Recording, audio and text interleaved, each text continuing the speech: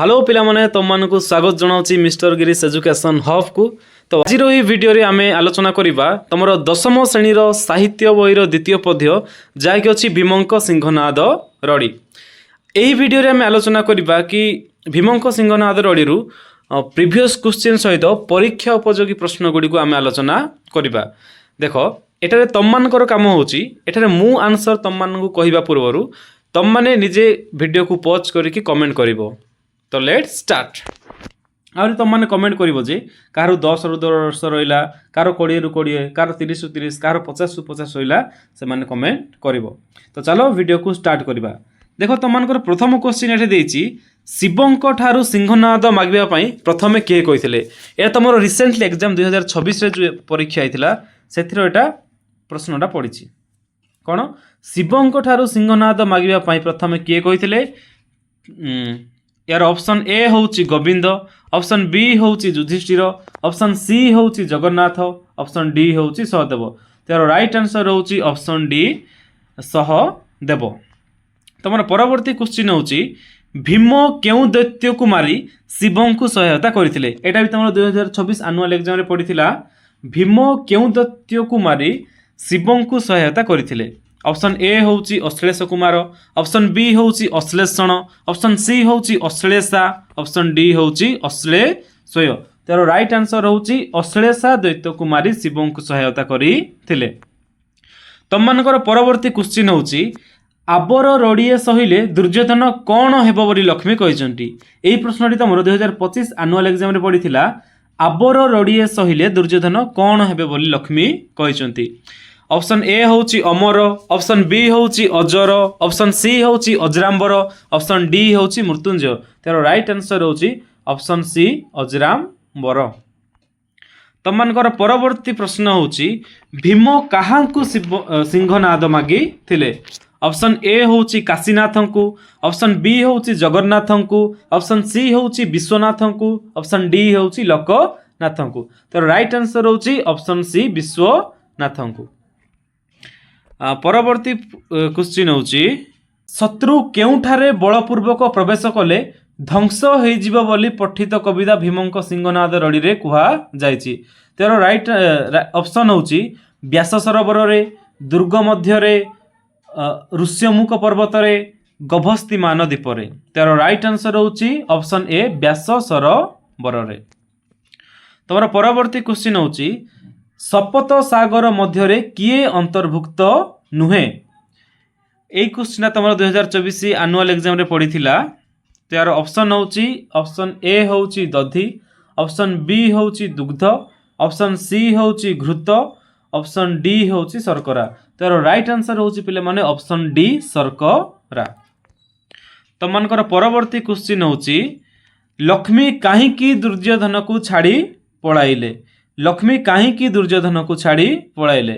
Option A होउची Duryodhan भर्त्सना करिथिबारु, option B होउची दुर्योधन मृत्यु निकट हेबारु, ऑप्शन सी होउची भीम प्रार्थना करिबारु, ऑप्शन डी होउची कृष्ण अनुरोध करिबारु। तो एरा राइट आंसर होउची ऑप्शन ए दुर्योधन भर्त्सना करिबारु। तमनकर परवर्ती क्वेश्चन होउची भीम सिंहनाद रड़ी विषयटी महाभारतर केउ पर्वरु आसीची। केउ पर्वरु आसीची बा गृहीत।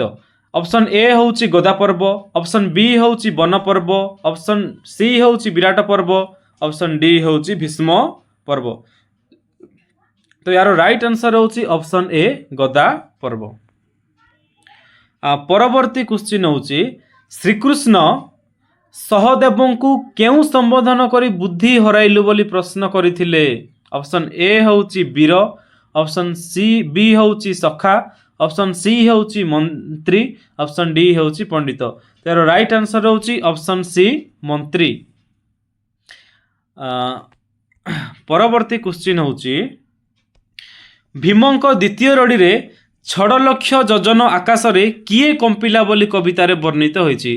ऑप्शन ए होउची वीरजम, ऑप्शन बी होउची इंद्र, ऑप्शन सी होउची पवन, ऑप्शन डी होउची वरुण। तार राइट आंसर होउची ऑप्शन ए वीरजम। तुम मानकर परवर्ती प्रश्न होउची शब्दार्थ अनुजाई एक योजन कहले केते माइल को बुझाए। कौन शब्दार्थ अनुजाई 1 माइल कहले सॉरी शब्दार्थ अनुजाई 1 योजन कहले केते माइल को बुझाए ऑप्शन ए होची 4 माइल ऑप्शन बी होची 6 माइल ऑप्शन सी होची 8 माइल ऑप्शन डी होची 10 माइल तो यार राइट आंसर होची ऑप्शन सी 1 योजन कहले 8 माइल को बुझाई थाए। परवर्ती क्वेश्चन होची स्कंद पुराण अनुसार स्कंद पुराण सूचना अनुसार निम्नोक्त मध्यरु केउटी नवद्वीप अंतर्भुक्त अटे ऑप्शन ए होची सौम्य द्वीप ऑप्शन बी होची कुमारिका द्वीप ऑप्शन सी होची ताम्रपर्ण द्वीप ऑप्शन डी होची उपरोक्त समस्त तो यार राइट आंसर होची ऑप्शन डी उपरोक्त समस्त। तापरे 13 नंबर क्वेश्चन होची मानगोविंद निद्रा भांजी उठी बसिला धातिकार एठारे धातिकार शब्दर अर्थ कौन ऑप्शन ए होची धीरे धीरे ऑप्शन बी होची क्रोधरे ऑप्शन सी होची शीघ्र ऑप्शन डी होची भୟରେ तो यार राइट आंसर होची ऑप्शन सी धातिकार कहले होची शीघ्र। परवर्ती क्वेश्चन होची 70 भार गदा धरी दुर्योधन कौन कले बोली पद्ୟରେ थिबा क्षपई शब्दरु सूचना मिले ऑप्शन ए होची कांदिबा को लागिले ऑप्शन बी होची फोपाडिले बा डेई डेई गले ऑप्शन सी होची आक्रमण कले ऑप्शन डी होची नीरव रहिले तो यार राइट आंसर होची ऑप्शन बी होची फोपाडिले बा डेई डेई गले। तम मानकर परवर्ती क्वेश्चन होची भीमंक सिंहनाद रोडी पद्यर कवि किए ऑप्शन ए होची जगन्नाथ दास ऑप्शन बी होची जसवंत दास ऑप्शन सी होची सारल दास ऑप्शन डी होची बलराम दास तो यार राइट आंसर होची ऑप्शन सी सारला दास। परवर्ती क्वेश्चन होची सारला दास कर पितृदत्त नाम कौन थिला ऑप्शन ए होची सिद्धरूपा परिडा ऑप्शन बी होची नरोत्तम परिडा ऑप्शन सी होची सिद्धेश्वर परिडा ऑप्शन डी होची अन्वेषण परिडा तो यार राइट आंसर होची ऑप्शन सी सिद्धेश्वर परिडा।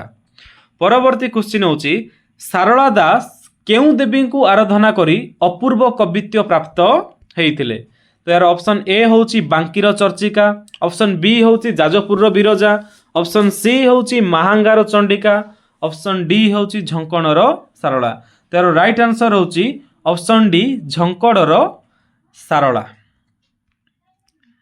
तमर 18 नंबर क्वेश्चन होची सारला दास केउ गजपति समसामयिक थिले सारला दास केउ गजपति समसामयिक थिले ऑप्शन ए होची चढ़गंग देव ऑप्शन बी होची कपिलेन्द्र देव ऑप्शन सी होची प्रतापरुद्र देव ऑप्शन डी होची पुरुषोत्तम देव त्यार राइट आंसर होची ऑप्शन बी कपिलेन्द्र देवंक समसामयिक थिले।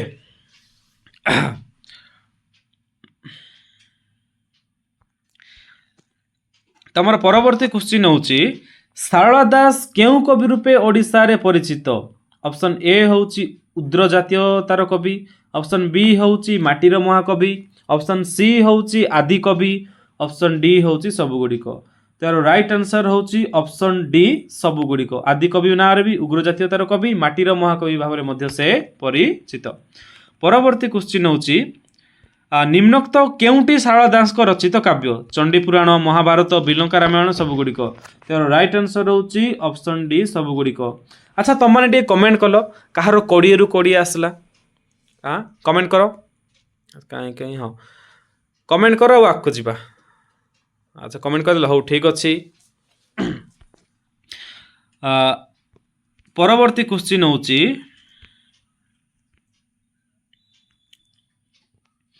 सारला दास को सम्बन्धरे केउटी सत्य नुहे ऑप्शन ए होची सारला दास ओडिया रे महाभारत विस्तृत रामायण प्रभृति ग्रंथ लेखिला बेले हिंदी बंगला बा असमिया भाषा रे एही चिंता मध्य करा जाई नथिला।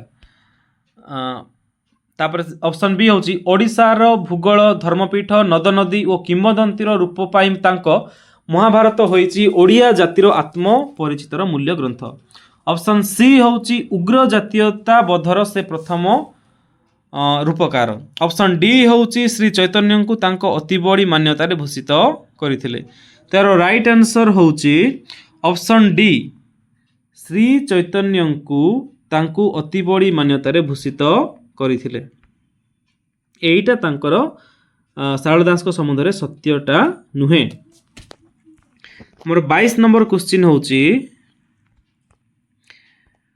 ଭୀମଙ୍କ ସିଂହନାଦ ରଡ଼ି କବିତାରେ ଶିବଙ୍କୁ କେଉଁ ନାମରେ ସମ୍ବୋଧନ କରାଯାଇଛି?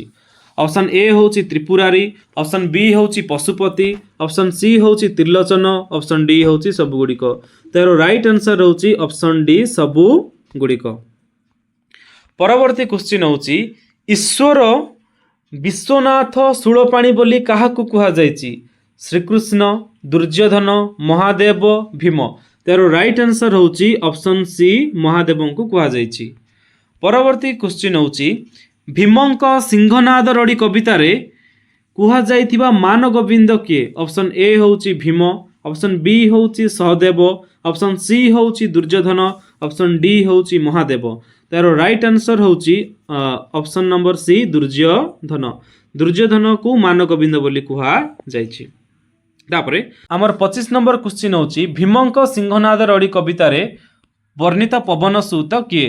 ଅପସନ୍ ଏ ହେଉଛି ହନୁମାନ, ଅପସନ୍ ବି ହେଉଛି ଭୀମ, ଅପସନ୍ ସି ହେଉଛି ଦୁର୍ଯ୍ୟୋଧନ, ଅପସନ୍ ଡି ହେଉଛି ମହାଦେବ। ତାର ରାଇଟ୍ ଆନ୍ସର ହେଉଛି ଅପସନ୍ ବି ଭୀମ। ତମର ପରବର୍ତ୍ତୀ କ୍ୱେଶ୍ଚିନ୍ ହେଉଛି ଜଗନ୍ନାଥ ଗୋବିନ୍ଦ ପ୍ରଭୃତି ନାମ କାହାଙ୍କର? ଅପସନ୍ ଏ ହେଉଛି ମହାଦେବ, ଅପସନ୍ ବି ହେଉଛି ଭୀମ, ଅପସନ୍ ସି ହେଉଛି ଶ୍ରୀକୃଷ୍ଣ, ଅପସନ୍ ଡି ହେଉଛି ଦୁର୍ଯ୍ୟୋଧନ। ତ ଏହାର ରାଇଟ୍ ଆନ୍ସର ହେଉଛି ଅପସନ୍ ସି ଶ୍ରୀକୃଷ୍ଣ। ତମର ପରବର୍ତ୍ତୀ କ୍ୱେଶ୍ଚିନ୍ ହେଉଛି ଧ୍ୟାନେଣ ଚିନ୍ତିଲା ସେ ପାଣ୍ଡବ ସୁନ୍ଦର ରେଖାଙ୍କିତ ପଦଟି କାହାକୁ କୁହାଯାଇଛି? ଅପସନ୍ ଏ ହେଉଛି ଯୁଧିଷ୍ଠିର, ଅପସନ୍ ବି ହେଉଛି ସହଦେବ, ଅପସନ୍ ସି ହେଉଛି ଭୀମ, ଅପସନ୍ ଡି ହେଉଛି ଅର୍ଜୁନ। ତ ଏହାର ରାଇଟ୍ ଆନ୍ସର ହେଉଛି ଅପସନ୍ ସି ଭୀମ। ତମର 28 ନମ୍ବର କ୍ୱେଶ୍ଚିନ୍ ହେଉଛି ଶିବଙ୍କୁ ଆରାଧନା କରି କ'ଣ ପ୍ରାପ୍ତ ହେବାକୁ ସହଦେବ ପରାମର୍ଶ ଦେଇଛନ୍ତି? ଅପସନ୍ ଏ ହେଉଛି ବ୍ୟାଘ୍ରନାଦ, ଅପସନ୍ ସି ହେଉଛି ସିଂହନାଦ, ଅପସନ୍ ସି ହେଉଛି ସର୍ପନାଦ, ଅପସନ୍ ଡି ହେଉଛି ଗଣ୍ଡନାଦ। ତାର ରାଇଟ୍ ଆନ୍ସର ହେଉଛି ଅପସନ୍ ବି ସିଂହନାଦ। ତମମାନଙ୍କର ପରବର୍ତ୍ତୀ କ୍ୱେଶ୍ଚିନ୍ ହେଉଛି ସିଂହନାଦ ବାଦ୍ୟ କେଉଁଥିରେ ନିର୍ମିତ? ସିଂହନାଦ ବାଦ୍ୟ କେଉଁଥିରେ ନିର୍ମିତ? ଅପସନ୍ ଏ ହେଉଛି ସିଂହ ମୁଖରେ, ଅପସନ୍ ବି ହେଉଛି ବ୍ୟାଘ୍ର ମୁଖରେ, ଅପସନ୍ ସି ହେଉଛି ମହିଷୀ ସିଂହରେ, ଅପସନ୍ ଡି ହେଉଛି ଗଣ୍ଡା ସିଂହରେ। ତାର ରାଇଟ୍ ଆନ୍ସର ହେଉଛି ଅପସନ୍ ସି ମହିଷୀ ସିଂହରେ। ସିଂହନାଦ ବାଦ୍ୟ ମହିଷୀ ସିଂହରେ ନିର୍ମିତ ହୋଇଥାଏ। ତମମାନଙ୍କର 30 ନମ୍ବର କ୍ୱେଶ୍ଚିନ୍ ହେଉଛି ପୂର୍ବେ କେଉଁ ଦୈତ୍ୟ ମହାଦେବଙ୍କ ଆସ୍ଥାନକୁ ଉପାଡ଼ି ନେଉଥିଲା? ଅପସନ୍ ଏ ହେଉଛି ରାବଣ, ଅପସନ୍ ବି ହେଉଛି ବାଳି, ଅପସନ୍ ସି ହେଉଛି ଅଶ୍ଳେଷା, ଅପସନ୍ ଡି ହେଉଛି ଦୂଷଣ। ତାର ରାଇଟ୍ ଆନ୍ସର ହେଉଛି ଅପସନ୍ ସି ଅଶ୍ଳେଷା। ଆଚ୍ଛା କାହାର ତମମାନଙ୍କ ଠାରୁ 30 ରୁ 30 ଆସିଲା ଟିକେ କମେଣ୍ଟ କର ଦେଖିବା। ଆଚ୍ଛା ତମମାନେ ସିନା ପାଠକୁ କଷ୍ଟ ବୋଲି ଭାବୁଛ ରେ, ପାଠକୁ ଯଦି ରେଗୁଲାର ପ୍ରାକ୍ଟିସ୍ କରିବ, ରେଗୁଲାର ମୋ ସହିତ ଯଦି ପ୍ରାକ୍ଟିସ୍ କରିବ ତାହେଲେ ବହୁତ ସହଜ ଇଜିଲି ତମର ମନେ ରହିବ। ଓକେ ଆଚ୍ଛା କମେଣ୍ଟ ଟିକେ କରିଦିଅ। ହଉ ଚାଲ ନେକ୍ସଟ କ୍ୱେଶ୍ଚିନ୍ ଦେଖିବା ଆମେ। କେଉଁ ମହାବୀର ଅଶ୍ଳେଷା ଦୈତ୍ୟଙ୍କୁ ମାରି ମହାଦେବଙ୍କୁ ଆସ୍ଥାନକୁ ଉଦ୍ଧାର କରିଥିଲେ? ତାର ରାଇଟ୍ ଆନ୍ସର ଅପସନ୍ ଏ ହେଉଛି ହନୁମାନ, ଅପସନ୍ ବି ହେଉଛି ଭୀମ, ଅପସନ୍ ସି ହେଉଛି ଦୁର୍ଯ୍ୟୋଧନ, ଅପସନ୍ ଡି ହେଉଛି ଅର୍ଜୁନ। ତାର ରାଇଟ୍ ଆନ୍ସର ହେଉଛି ଅପସନ୍ ବି ଭୀମ ଅଶ୍ଳେଷା ଦୈତ୍ୟକୁ ମାରି ମହାଦେବଙ୍କ ଆସ୍ଥାନକୁ ଉଦ୍ଧାର କରିଥିଲେ। ପରବର୍ତ୍ତୀ କ୍ୱେଶ୍ଚିନ୍ ହେଉଛି ଭୀମଙ୍କ ବୀରତ୍ୱରେ ମୁଗ୍ଧ ହୋଇ କିଏ ତାଙ୍କୁ ବର ଯାଚିଥିଲେ? ଅପସନ୍ ଏ ହେଉଛି ମହାଦେବ, ଅପସନ୍ ବି ହେଉଛି ଶ୍ରୀକୃଷ୍ଣ, ଅପସନ୍ ସି ହେଉଛି ପାର୍ବତୀ, ଅପସନ୍ ଡି ହେଉଛି ବ୍ରହ୍ମା। ତାର ରାଇଟ୍ ଆନ୍ସର ହେଉଛି ଅପସନ୍ ଏ ମହାଦେବ। ତମମାନଙ୍କର ପରବର୍ତ୍ତୀ କ୍ୱେଶ୍ଚିନ୍ ହେଉଛି ଭୀମଙ୍କ ସିଂହନାଦ ରଡ଼ି କବିତାରେ ବର୍ଣ୍ଣିତ ଉମା କେଉଁ ଦେବୀ? ଅପସନ୍ ଏ ହେଉଛି ଲକ୍ଷ୍ମୀ, ଅପସନ୍ ବି ହେଉଛି ପାର୍ବତୀ, ଅପସନ୍ ସି ହେଉଛି ସରସ୍ୱତୀ, ଅପସନ୍ ଡି ହେଉଛି ଦୁର୍ଗା। ତାର ରାଇଟ୍ ଆନ୍ସର ହେଉଛି ଅପସନ୍ ବି ପାର୍ବତୀ। ତମମାନଙ୍କର 34 ନମ୍ବର କ୍ୱେଶ୍ଚିନ୍ ହେଉଛି ଦୁର୍ଯ୍ୟୋଧନ ଆତ୍ମରକ୍ଷା ନିମନ୍ତେ କେଉଁଠାରେ ଆତ୍ମଗୋପନ କରିଥିଲେ? ଅପସନ୍ ଏ ହେଉଛି ବ୍ୟାସ ସରୋବରରେ, ଅପସନ୍ ବି ହେଉଛି ରବୀନ୍ଦ୍ର ସରୋବରରେ, ଅପସନ୍ ସି ହେଉଛି ଶିବସାଗର ସରୋବରରେ, ଅପସନ୍ ଡି ହେଉଛି ବ୍ରହ୍ମ ସରୋବରରେ। ତାର ରାଇଟ୍ ଆନ୍ସର ହେଉଛି ଅପସନ୍ ଏ ବ୍ୟାସ ସରୋବରରେ। ତମମାନଙ୍କର 35 ନମ୍ବର କ୍ୱେଶ୍ଚିନ୍ ହେଉଛି ବ୍ୟାସଦେବ ବ୍ୟାସ ସରୋବରରେ ମଧ୍ୟରେ କେଉଁ ଗ୍ରନ୍ଥ ରଚନା କରିଥିଲେ? ଅପସନ୍ ଏ ହେଉଛି ମହାଭାରତ ଓ ଅଷ୍ଟାଦଶ ପୁରାଣ, ଅପସନ୍ ବି ହେଉଛି ଅଷ୍ଟାଦଶ ପୁରାଣ, ଅପସନ୍ ସି ହେଉଛି ବ୍ରହ୍ମସୂତ, ଅପସନ୍ ଡି ହେଉଛି ରାମାୟଣ। ତାର ରାଇଟ୍ ଆନ୍ସର ହେଉଛି ଅପସନ୍ ଏ ମହାଭାରତ ଓ ଅଷ୍ଟାଦଶ ପୁରାଣ। ତମମାନଙ୍କର ପରବର୍ତ୍ତୀ କ୍ୱେଶ୍ଚିନ୍ ହେଉଛି ବ୍ୟାସ ସରୋବର ମଧ୍ୟରେ ଶିବ କାହିଁକି ପ୍ରବେଶ କରିଥିଲେ? ଅପସନ୍ ଏ ହେଉଛି ତ୍ରିପୁରାସୁରକୁ ବଧ କଲା ପରେ କ୍ଷତ ଆରୋଗ୍ୟ କରିବାକୁ, ଅପସନ୍ ବି ହେଉଛି ଦକ୍ଷ ଯଜ୍ଞ ପରେ ନିଜକୁ ଶୀତଳ କରିବାକୁ, ଅପସନ୍ ସି ହେଉଛି ତପସ୍ୟା କରିବାକୁ, ଅପସନ୍ ଡି ହେଉଛି ନାଟ୍ୟଶାସ୍ତ୍ର ଗ୍ରନ୍ଥ ରଚନା କରିବାକୁ। ତାର ରାଇଟ୍ ଆନ୍ସର ହେଉଛି ଅପସନ୍ ବି ଦକ୍ଷ ଯଜ୍ଞ ପରେ ନିଜକୁ ଶୀତଳ କରିବାକୁ। ତମମାନଙ୍କର ପରବର୍ତ୍ତୀ କ୍ୱେଶ୍ଚିନ୍ ହେଉଛି ସିଂହନାଦର ତେଜକୁ କାହା ସହ ତୁଳନା କରାଯାଇଛି? ଅପସନ୍ ଏ ହେଉଛି ଚନ୍ଦ୍ର, ଅପସନ୍ ବି ହେଉଛି ନକ୍ଷତ୍ର, ଅପସନ୍ ସି ହେଉଛି ସୂର୍ଯ୍ୟ, ଅପସନ୍ ଡି ହେଉଛି ଅଗ୍ନି। ତାର ରାଇଟ୍ ଆନ୍ସର ହେଉଛି ଅପସନ୍ ସି ସୂର୍ଯ୍ୟ ସହିତ ତୁଳନା କରାଯାଇଛି। ତମମାନଙ୍କର ପରବର୍ତ୍ତୀ କ୍ୱେଶ୍ଚିନ୍ ହେଉଛି ବ୍ୟାସ ସରୋବର କେଉଁ ମନୀଷୀଙ୍କ ନାମ ଅନୁସାରେ ନାମିତ? ଅପସନ୍ ଏ ହେଉଛି ମହର୍ଷି ବଶିଷ୍ଠ, ଅପସନ୍ ବି ହେଉଛି ମହର୍ଷି ବିଶ୍ୱାମିତ୍ର, ଅପସନ୍ ସି ହେଉଛି ମହର୍ଷି ଗୌତମ, ଅପସନ୍ ଡି ହେଉଛି ମହର୍ଷି ବ୍ୟାସ। ତ ଏହାର ରାଇଟ୍ ଆନ୍ସର ହେଉଛି ଅପସନ୍ ଡି ମହର୍ଷି ବ୍ୟାସ ନାମରେ ବ୍ୟାସ ସରୋବର ନାମିତ ହୋଇଛି। ତମମାନଙ୍କର ପରବର୍ତ୍ତୀ କ୍ୱେଶ୍ଚିନ୍ ହେଉଛି ଅନ୍ତରୀକ୍ଷେ ଆସି ପ୍ରବେଶ ହୋଇଲା ରେଖାଙ୍କିତ ପଦର ଅର୍ଥ କ'ଣ? ଆକାଶ, ପୃଥିବୀ, ପର୍ବତ, ସମୁଦ୍ର। ମାନେ ଅନ୍ତରୀକ୍ଷର ଅର୍ଥ କ'ଣ ବୋଲି ଏଠି ପଚରା ଯାଇଛି। ତାର ରାଇଟ୍ ଆନ୍ସର ହେଉଛି ଅନ୍ତରୀକ୍ଷର ଅର୍ଥ ହେଉଛି ଅପସନ୍ ଏ ଆକାଶ। ତମମାନଙ୍କର 40 ନମ୍ବର କ୍ୱେଶ୍ଚିନ୍ ହେଉଛି କିଏ ସିଂହନାଦକୁ ଓଠରେ ଲଗାଇ ବଜାଇଲେ? ଅପସନ୍ ଏ ହେଉଛି ଭୀମ, ଅପସନ୍ ବି ହେଉଛି ସହଦେବ, ଅପସନ୍ ସି ହେଉଛି ଶ୍ରୀକୃଷ୍ଣ, ଅପସନ୍ ଡି ହେଉଛି ଅର୍ଜୁନ। ତ ଏହାର ରାଇଟ୍ ଆନ୍ସର ହେଉଛି ଅପସନ୍ ଏ ଭୀମ। ଆଚ୍ଛା, ତମମାନଙ୍କ ଭିତରୁ କାହାର 40ରୁ 40 ଆସିଲା ଟିକେ କମେଣ୍ଟ କର। ଆମର ଦେଖୁ ଦେଖୁ 40ଟା କ୍ୱେଶ୍ଚିନ୍ କମ୍ପ୍ଲିଟ୍ ହେଇସାରିଛି। କାହାର ତମମାନଙ୍କ ଭିତରୁ 40ରୁ 40 ଆସିছে ଟିକେ କମେଣ୍ଟ କର। ହଉ, ଠିକ୍ ଅଛି, କମେଣ୍ଟ କରିଦିଅ। ତମମାନଙ୍କର ପରବର୍ତ୍ତୀ କ୍ୱେଶ୍ଚିନ୍ ହେଉଛି ମାତ୍ର ଆଉ 10ଟା ରହିଲା, ଆଉ 5 ମିନିଟ୍ସ ଭିତରେ ସରିଯିବ। 10ଟା କ୍ୱେଶ୍ଚିନ୍ ଆମେ ସାରିଦେବା, ତାପରେ ଆମର ଆଜିର କ୍ଲାସ୍ ଖତମ। 41 ନମ୍ବର କ୍ୱେଶ୍ଚିନ୍ ହେଉଛି ଭୀମଙ୍କ ପ୍ରଥମ ରଡ଼ିରେ କାହାର ନିଦ୍ରା ଭଙ୍ଗ ହେଲା? ଅପସନ୍ ଏ ହେଉଛି ମହାଲକ୍ଷ୍ମୀ, ଅପସନ୍ ବି ହେଉଛି ଦୁର୍ଯ୍ୟୋଧନ, ଅପସନ୍ ସି ହେଉଛି ପାର୍ବତୀ, ଅପସନ୍ ଡି ହେଉଛି ଶିବ। ତାର ରାଇଟ୍ ଆନ୍ସର ହେଉଛି ଅପସନ୍ ବି ଦୁର୍ଯ୍ୟୋଧନଙ୍କର ନିଦ୍ରା ଭଙ୍ଗ ହେଲା। ତାପରେ 42 ନମ୍ବର କ୍ୱେଶ୍ଚିନ୍ ହେଉଛି ଅମର ମଣ୍ଡଳ କାହାକୁ କୁହାଯାଇଛି? ଅପସନ୍ ଏ ହେଉଛି ପୃଥିବୀ, ଅପସନ୍ ବି ହେଉଛି ପାତାଳ ଲୋକ, ଅପସନ୍ ସି ହେଉଛି ଦେବଲୋକ, ଅପସନ୍ ଡି ହେଉଛି ସୂର୍ଯ୍ୟ ମଣ୍ଡଳ। ତାର ରାଇଟ୍ ଆନ୍ସର ହେଉଛି ଅପସନ୍ ସି ଦେବଲୋକକୁ ଅମର ମଣ୍ଡଳ ବୋଲି କୁହାଯାଇଛି। ତମର ପରବର୍ତ୍ତୀ କ୍ୱେଶ୍ଚିନ୍ ହେଉଛି ଭୀମଙ୍କ ସିଂହନାଦ ରଡ଼ି କବିତାରେ ଧୃତରାଷ୍ଟ୍ରୀ କାହାକୁ କୁହାଯାଇଛି? ଅପସନ୍ ଏ ହେଉଛି ଦୁଶାସନ, ଅପସନ୍ ବି ହେଉଛି ଦୁର୍ଯ୍ୟୋଧନ, ଅପସନ୍ ସି ହେଉଛି ଭୀମ, ଅପସନ୍ ଡି ହେଉଛି ସହଦେବ। ତ ଧୃତରାଷ୍ଟ୍ର ବୋଲି ଏହାର ରାଇଟ୍ ଆନ୍ସର ହେଉଛି ଅପସନ୍ ବି ଦୁର୍ଯ୍ୟୋଧନଙ୍କୁ କୁହାଯାଇଛି। କାହିଁକି ନା ଧୃତରାଷ୍ଟ୍ରଙ୍କର ପୁଅ ହେଉଛି ଦୁର୍ଯ୍ୟୋଧନ, ସେଥିପାଇଁ ତାଙ୍କୁ ଧୃତରାଷ୍ଟ୍ରୀ ମଧ୍ୟ କୁହାଯାଇଛି। ଆମର 44 ନମ୍ବର କ୍ୱେଶ୍ଚିନ୍ ହେଉଛି ଭୀମର ତୃତୀୟ ରଡ଼ିକୁ ସହ୍ୟ କଲେ ଦୁର୍ଯ୍ୟୋଧନ କ'ଣ ହୋଇଥାନ୍ତା?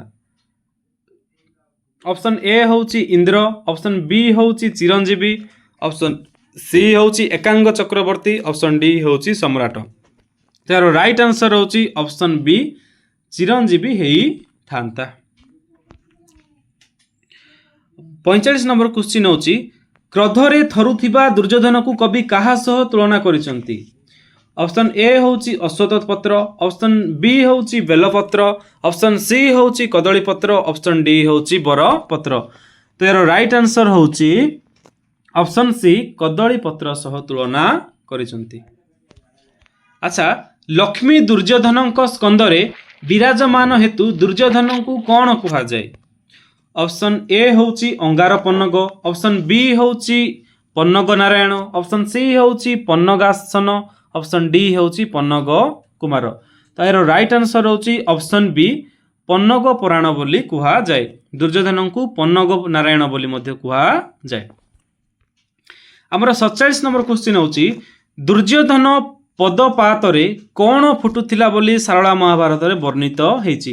ଅପସନ୍ ଏ ହେଉଛି ସ୍ୱର୍ଣ୍ଣଚମ୍ପା, ऑप्शन बी होची स्वर्ण पलाश, ऑप्शन सी होची स्वर्ण कोई, ऑप्शन डी होची स्वर्ण पद्म। तर राइट आंसर होची ऑप्शन डी स्वर्ण पद्म फुटुथिला बोली कुहा जायछि। हमर 48 नंबर क्वेश्चन होची भीम समुदाय केते थर सिंहनाद करिथिले। ऑप्शन ए होची 1, ऑप्शन बी होची 2, ऑप्शन सी होची 3, ऑप्शन डी होची 4। तर राइट आंसर होची ऑप्शन बी 2 थर सिंहनाद करिथिले। 49 नंबर क्वेश्चन होची भीमंक सिंहनाद गर्जन रे केउ पर्वत टळमळ हेला। ऑप्शन ए होची विंध्य, ऑप्शन बी होची मेरु, ऑप्शन सी होची सातपुरा, ऑप्शन डी होची अरावली। तर राइट आंसर होची ऑप्शन बी मेरु पर्वत टळमळ हेला।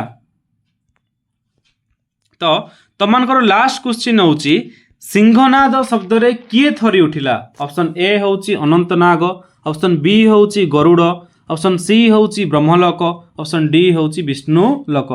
तर राइट आंसर होची ऑप्शन ए अनंतनाग थरी उठिला। फाइनली तमानकर 50 टी प्रश्न आलोचना हेची। अच्छा तुम माने कमेंट करो कहार 50 रु 50 होइला, कमेंट करो कहार 50 रु 50 होइला। आजिर वीडियो तुमको केमिति लागिला टी कमेंट करि दियो। आ जदि वीडियो टी भल लागिची वीडियो को लाइक, वीडियो को शेयर आउ चैनल को सब्सक्राइब कर दियो। Thank you.